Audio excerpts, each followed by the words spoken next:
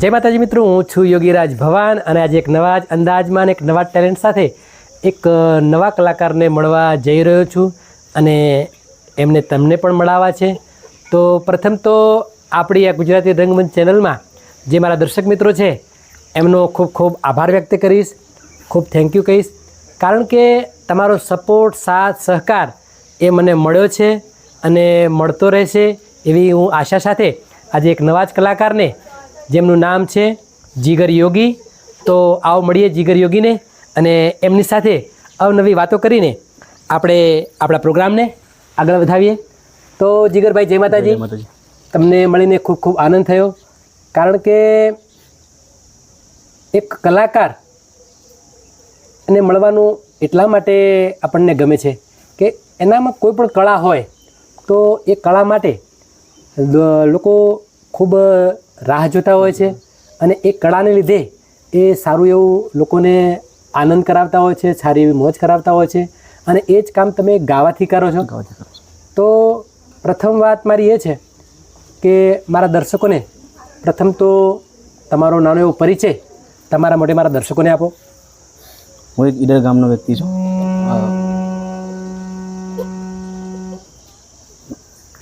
મારું ગામ ઈડર. બરાબર. નાનો મોટો કલાકાર છું. બરાબર. હું મારા મા બાપના આશીર્વાદથી અને મારા જોગીના આશીર્વાદથી બરાબર આ લાઈનમાં છું. 5-6 ખૂબ સરસ. વર્ષથી. પોતે ઈડરના વતની છે અને એમનો જે પરિચય આપ્યો તો એ બદલ આપણે એમને થેન્ક યુ કહીશું. તો જીગરભાઈ, આ ફિલ્ડમાં કઈ રીતે આવવાનું થયું?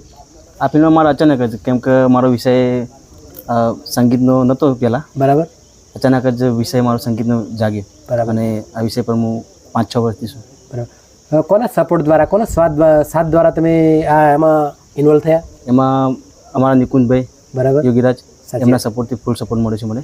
ખૂબ સરસ. નિકુંજભાઈ પોતે સરસ એવું કાર્ય કરે છે, પોતે સારા એવા રાઇટર છે, સારા એવા કલાકાર છે અને ઘણા બધા કલાકારોને સપોર્ટ પોતે આપે છે. તો એમને પણ એકવાર થેન્ક યુ કહીશું આપણે. Thank you. કારણ કે આજે એમને એક નિસ્વાર્થ ભાવે લોકો આગળ પહોંચે, લોકો સારું એવું નામ બનાવે એવી એક એમની ભાવના છે. તો જીગરભાઈ, પ્રથમ તો મેં જેમ તમને કહ્યું કે તમે આ ફિલ્ડમાં કઈ રીતે આવ્યા અને આવ્યા એ પણ કોના સપોર્ટથી આવ્યા, તો એ બધી વાત આપણે જે આગળ કરી. પણ મારો બીજો પ્રશ્ન એવો હતો કે તમે કયા કયા પ્રોગ્રામો કરો છો? હું અત્યારે ઘણા સમયમાં હું લગ્ન ગીતને કરી નાખું છું. બરાબર. પ્લસ કે ભજન તો મારું રેગ્યુલર છે. બરાબર. કોઈ દિવસ લાઈવ પણ આવી જાય. બરાબર. ખરેખર તમે સારા એવા ભજનિક છો ભજન અને વધારે ઇન્ટરેસ્ટ તમને ભજનનો છે. ભજન. તો તમારા જ મોઢે સરસ મજાનું એક ભજન અમે સાંભળીશું અને મારા દર્શકોને સંભળાવીશું. તો તમને ગમતું હોય અને તમને મોજ આવતી હોય એવું સરસ મજાનું ભજન ભરમેશભાઈના તબલાના સંગતમાં 1-2 લાઈન મારા દર્શકોને સંભળાવો.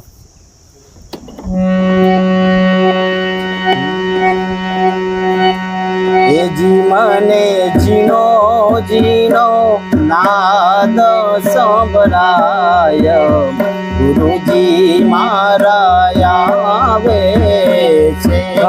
એ જીએની સવારીના સૂર સંભળાય, ગુરુજી મારા આવે છે. એ જી મને ઝીણો ઝીણો ઝીણો ઝીણો, એ જી મને ઝીણો ઝીણો નાદ સંભળાય, ગુરુજી મારા આવે છે. એ જી એની સવારીના સૂત્ર સંભળાય, ગુરુજી મારા આવે છે. ખૂબ સરસ જીગરભાઈ, વાહ વાહ. સરસ મજાનો તમારો કંઠ છે, સારું એવું ભજન તમે ગાયા. પણ ભજનની સાથે સાથે આજે એક સરસ મજાના તમે સંગીતને લગતા દરેક પ્રોગ્રામો કરો છો અને સારું એવું નામ મેળવ્યું છે. પણ મારા દર્શકોને કહું કે આજે જીગરભાઈનું ઇન્ટરવ્યૂ લેવા માટે હું એવી એક જગ્યા પર બેઠો છું કે જે ઇન્ડિયામાં નહીં પણ વિશ્વમાં જેનું નામ પ્રખ્યાત છે સંગીત લેવલે, એવી એક સરસ મજાની આ જગ્યા જે કે તાનારીરી અને વડનગરની ભૂમિમાં બેઠો છું અને સરસ મજાનું જીગરભાઈનું ઇન્ટરવ્યૂ હું લઈ રહ્યો છું. તો જીગરભાઈ, આગળનો પ્રશ્ન હું કરું કે આમાં ફેમિલીનો સપોર્ટ કેવો છે? ફેમિલીનો સપોર્ટ સારો છે. બરાબર. તો તમારી ફેમિલીમાં બીજું કોણ કોણ છે? ફેમિલીમાં મમ્મી પપ્પા છે, 2 ભાઈ છે, ભાભી છે, બરાબર. નાના 2 બાળક છે, મોટા ભાઈની. સાચી વાત. તો તમારી ફેમિલીમાં કોઈ કલાકાર ખરું? ના, કલાકાર હું એકલો જ છું અત્યારે. તમે જ પોતે આ લાઈનમાં આજે આ નામના મેળવી છે. ખૂબ સરસ જીગરભાઈ. અને મારું તો હૃદયપૂર્વક એવી ભાવના છે કે સારી એવી નામના હજુ પણ તમને મળે અને ખૂબ સારું એવું નામ થાય ગુજરાતમાં, ગુજરાત બહાર. કારણ કે એક સંઘર્ષ કરીને માણસ જ્યાં એની ઈચ્છા હોય ત્યાં સુધી પહોંચે છે.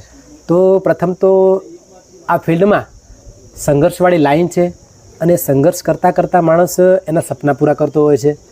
તો તમને આ લાઈનમાં કોઈ એવો અનુભવ થયેલો કે જે તમને એવું લાગ્યું હોય કે સાલું આ તકલીફ પડી મને? ના, અત્યારે તકલીફમાં તો એમાં કોઈ તકલીફ પડી નથી મારી. બરાબર. સરસ મજાનું છે. કેટલા સમયથી આ લાઈનમાં છો? આ લાઈનમાં 6 વર્ષથી છું. 6 વર્ષથી. ખૂબ સરસ. પોતે 6 વર્ષથી આ લાઈનમાં એ જોઈન્ટ થયેલા છે અને સારું એવું નામ પણ આજે એમને મેળવ્યું છે અને હજુ પણ વધારે નામ મેળવે એવી એક આપણે મા ભગવતીને, પરમાત્માને પ્રાર્થના કરીએ. તો દર્શકો, તમે પણ એમને સપોર્ટ આપજો, સાથ આપજો કે સરસ મજાના એ કલાકાર છે. તો પ્રથમ પ્રોગ્રામ તમે ક્યાં કરેલો? પ્રથમ પ્રોગ્રામ મેં ઈડરમાં કરેલો હતો. બરાબર. ફર્સ્ટ ટાઈમ મારા મોટા બાબાના ઘેરે. બરાબર. ત્યાંથી હું શીખીને આવેલો છું. બરાબર. ત્યારે કોઈ મને એક જ ભજન આવડતું હતું, ત્યારબાદ અત્યારે ઘણા બધા ભજન આવડે છે. સાચી વાત છે. કારણ કે જેમ જેમ તમે આવા ઇન્વોલ્વ થતા જશો એમ ઘણી બધી સફળતા મળતી હોય છે અને ઘણું બધું શીખવા પણ મળતું હોય છે. તો જીગરભાઈ, ભજન એક એવી વસ્તુ છે કે જો જેના જીવનમાં ઉતરી જાય તો એનું આખું જીવન પલટાઈ જાય છે. જેમ કે આપણા જે પૂર્વજોની જે વાત કરીએ, આપણા જે મોટા જે આર્ટિસ્ટો થઈ ગયા, જે મોટા કલાકારો થઈ ગયા, જેમનું સંતમય જીવન છે, જેમ કે નરસિંહ મહેતા, મીરાબાઈ, આવા બધા ઘણા બધા જે ભજનથી આજે આજ પણ એ હયાત નથી, પણ લોકો આજે એમના ભજનો, એમના ગીતો આજે પણ લોકો એમના મોઢે ગાતા હોય છે અને પોતે આગળ વધતા હોય છે. તો ભજનમાં એટલી તાકાત છે અને જે તમે ભજન કરી રહ્યા છો એ ભજનમાં ખરેખર એમ કહેવાય કે પરમાત્મા પોતે પણ એમાં હાજર હોય છે. કારણ કે ભજન એટલે જીવનનો એક ખોરાક, જીવનની એક પ્રેરણા. માણસ કદાચ કોઈ મુસીબતમાં હોય અથવા કોઈ ટેન્શન હોય તો જો કદાચ એને ભજનમાં બેસાડી દે તો 5 મિનિટ તો એ ભૂલી જાય. એવી તાકાત છે ભજનમાં અને તમે એ કરી રહ્યા છો. તો તમારા જ મોઢે એક સરસ મજાનો ગરબો માતાજીનો, કારણ કે તમે એક યોગી કુળમાંથી તમારો ઉદ્ભવ થયો છે અને એક નોર્મલ પરિવારમાંથી તમે આટલે સુધી પહોંચ્યા છો. તો સરસ મજામાં જોગમાયાનો એક સરસ મજાનો ગરબો થઈ જાય તમારા મોઢે, તમારા અંદાજમાં મારા દર્શકોને સંભળાવો.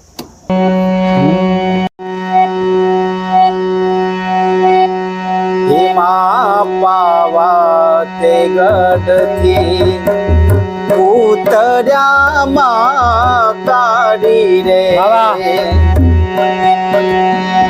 એ વસાવ્યું ચાપાને પાવાગઢ વાડી રે એમાં પાવા તે ગઢથી ઉતર્યામાં કાઢી રે. ખૂબ સરસ. એ માને પાચે તે ગરબા મન ગમતા એ મારી સૈયા રમે એ મારી કિયામાં ગરબે ભૂમિ ગાયાલો જોવા જઈએ રે એ માને પાચે તે ગરબા મન ગમતા એ મારી સૈયા રમે